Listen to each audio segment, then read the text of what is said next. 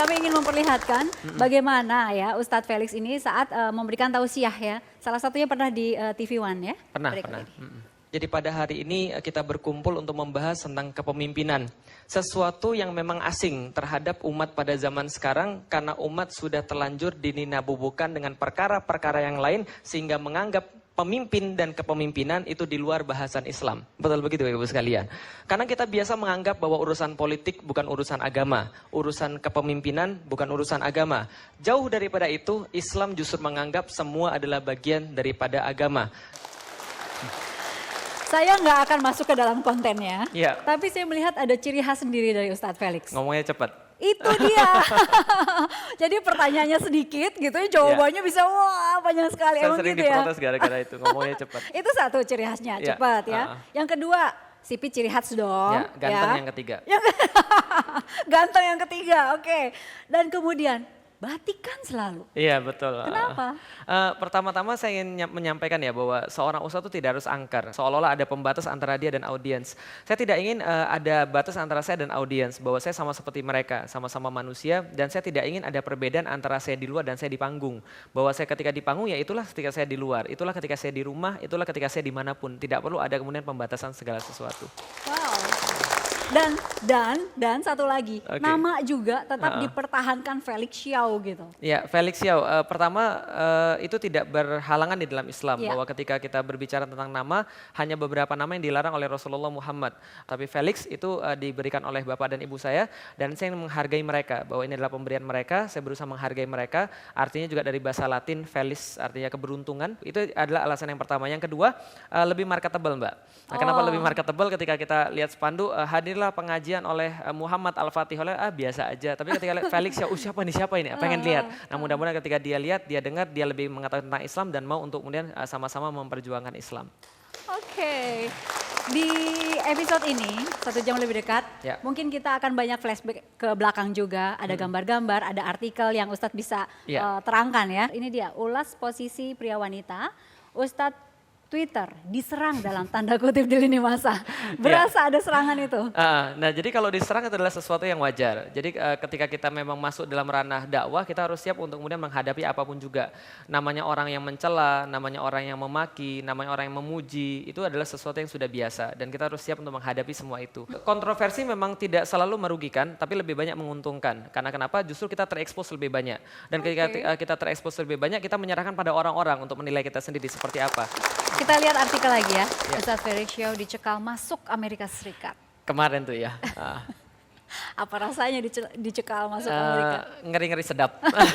Ya jadi saya berdakwah di Amerika itu sudah sejak tahun lalu. Jadi tahun 2013 saya berjalan di West Coast ya di pantai barat Amerika di sekitar 10 kota di Amerika. Kemudian saya mengelilingi kota-kota itu sambil berdakwah. Dan tahun 2014 alhamdulillah mereka minta saya untuk di East Coast untuk menyisir bagian sebelah timur daripada pantai Amerika. Nah waktu itu saya sudah sampai di Houston kemudian saya dimasukkan dalam secondary room yang saya pikir adalah sudah biasa gitu kan ya. Karena kenapa? Karena pas pertama kali saya ke Amerika pun saya juga masuk ke secondary room.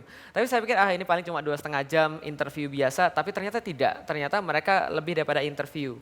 Nah, setelah kemudian mereka menyampaikan segala sesuatu itu, ternyata saya dicekal dari pelanggaran visa. Jadi mereka menganggap bahwa ketika saya berada di Amerika di tahun lalu saya dianggap melakukan kerja sehingga visa turis itu menjadi batal. Nah, sehingga seluruh visa-visa saya dibatalkan dan saya dipulangkan ke Indonesia. Dan sejak itu nggak pernah nyoba lagi masuk ke sana? Saya di band 5 tahun di Amerika. 5 tahun? Biarin aja ya? Nggak ada masalah, mungkin ada waktunya mungkin saya ke sana mungkin untuk penaklukan Amerika kali ya. Wow, keren. Ada gambar berikutnya, Hokkaido ya. Hokkaido saya berkunjung ke sana juga ketika tahun 2013. Di situ ada guru saya namanya Ustadz Epi Taufik. Beliau juga menjadi guru pertama saya. Agar Ustadz saya senang ya, menyenangkan Ustadz adalah bagian daripada ibadah dan kalau nggak kualat saya bahaya gitu kan. Jadi bukan terpaksa ya. Jadi saya dengan senang hati pergi ke Hokkaido. Dan akhirnya bertemu. Alhamdulillah akhirnya Setelah bertemu. berapa lama nggak ketemu itu? Mungkin setelah 5 atau 6 atau 7 tahun kali yang nggak ketemu ya. Sekarang udah 7 tahun nggak ketemu? 7 tahun nggak ketemu semenjak Kalau hari sekarang? itu. Masya Allah. Serius 7 tahun? 7 tahun nggak ketemu.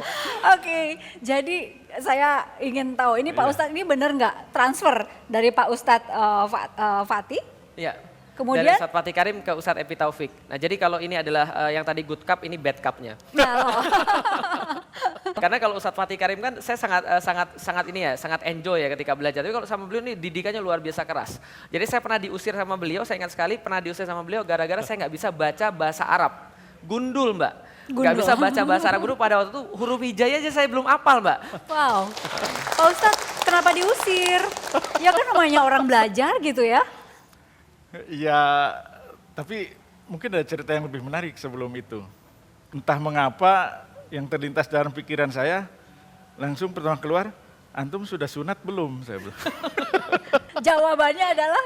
Belum, ya. Jadi saya bilang, antum sunat dulu baru ngaji sama saya.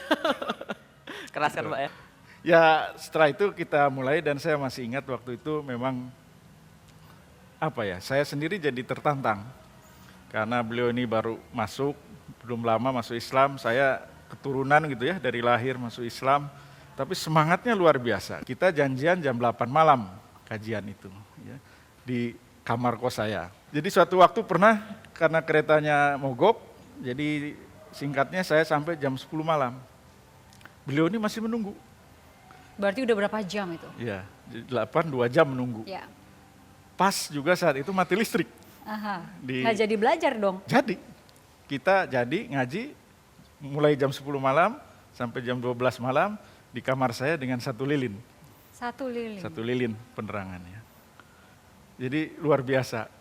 Kan malu kalau gurunya lebih tidak semangat dibanding muridnya kan. Pak Ustadz Evi, sedikit aja. Ya. Ada momen-momen mengusir gitu kan. Terus ada momen-momen apa lagi kalau dikatakan Pak Ustadz ini cukup keras ngajarnya gitu?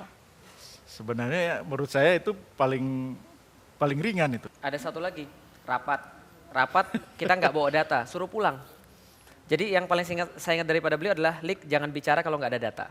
Jadi itu sangat menancap pada saya. Jadi sampai sekarang ketika saya berbicara apapun saya harus ada data. Saya nggak mungkin berbicara kalau saya nggak punya basis data. Nah karena itulah kemudian ya mungkin karena beliau pendidik, basis sains, kemudian penelitian, nah itu kemudian saya ambil banyak daripada beliau. Baik, sekarang dua-duanya ada di sini. Ya. Mungkin ada sesuatu yang ingin disampaikan. Beliau ini kemudian saya katakan bahwa ketika saya harus berhutang pada 2 orang, maka saya berhutang sama Ustadz Epi Taufik dan Ustadz Fatih Karim. Karena beliau inilah membentuk dasar-dasar saya sebagai seorang muslim. Berhutang itu dibayar dengan cara apa dong? Masya Allah, saya pikir mungkin mudah-mudahan doa saya pada Allah untuk mereka berdua cukup. Amin. Kami masih memiliki beberapa segmen lagi ke depan ya. Untuk Pak Ustadz terima kasih. Ya, sama-sama. Kami kembali saat lagi. Kita telepon bapak saya dan saya bilang, Pi, Felix di depan Ka'bah. Dan kemudian kita mendoakan bahwa dia agar masuk Islam. Ya sesuatu yang mungkin pada saatnya Allah lebih tahu kapan itu saat yang lebih tepat.